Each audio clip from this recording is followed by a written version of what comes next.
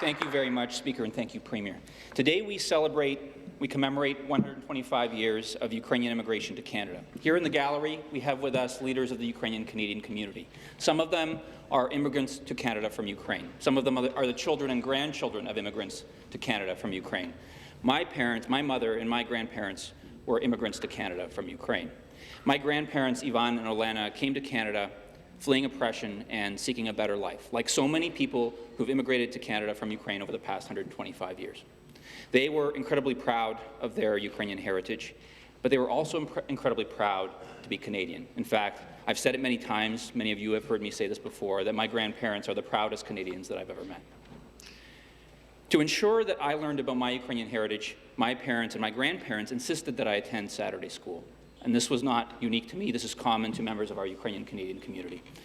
And after Saturday school, every Saturday, my grandparents would pick me up, we'd have lunch, and my grandfather would sit down with me and help me with my Saturday school homework. We would learn the Ukrainian language, culture, history, traditions, etc. And I have to admit, Speaker, when I was a teenager and a kid, I didn't really enjoy Saturday school. And I really didn't enjoy doing homework on Saturday afternoons either. And there was one day in particular where I was particularly frustrated, I was struggling, and I said to my grandfather, Dido, I called him Dido, Dido, I don't want to do this anymore. I want to stop. And he said, Yvan, you cannot stop. And he said, let me tell you why. He says, I'm incredibly proud of my heritage and my homeland, and I think that if you learn more, you will be too. But he also said that I want you to learn about the history of our people, the Ukrainian people, because so many of them came here to Canada. They came before you did, they came before I did, and they helped to make this country great. I want you to learn about the people who made Canada great.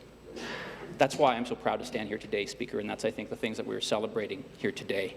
For 125 years, Ukrainian Canadians have come to Canada seeking a better life. And for 125 years, Canada has supported them. That is why Canada was the first country in the world to recognize Ukraine's independence 25 years ago. That is why this legislature was amongst the first in the world, Speaker, to recognize that the Holodomor is a genocide. That is why our government has ensured that the Holodomor and the internment of Ukrainian Canadians here in Canada is included in the Ontario curriculum so that every young person can learn about the Holodomor and can learn about the internment. And that is why our government supported the Holodomor Mobile Classroom, which will support the teaching of the Holodomor around Ontario. And that is why this government, our government, and the government of Canada federally have condemned Russia's occupation of Ukraine and have stood firmly in our support of Ukraine's sovereignty and territorial integrity. At the same time, Speaker, for 125 years, Ontarians of Ukrainian descent have left a historic mark on our province. Their contributions span communities across Ontario, in every riding represented here. And they have impacted our economic, our political, our cultural, and our social life. Ukrainian Canadians assisted in the creation and the conception of multiculturalism that has since shaped Canada into a model of diversity, of equity, and prosperity. For 125 years, Ukrainian Canadians have played an important role in the development of Ontario into one of the best places in the world to live. And they have contributed to making Canada the great country that it is today. Ukraine's most prolific poet, Taras Shevchenko, once famously said, «Учітеся, читайте, чужого научайтесь і свого не цурайтесь». Translated, this means teach, read, and learn from others, but be proud of that which is your own.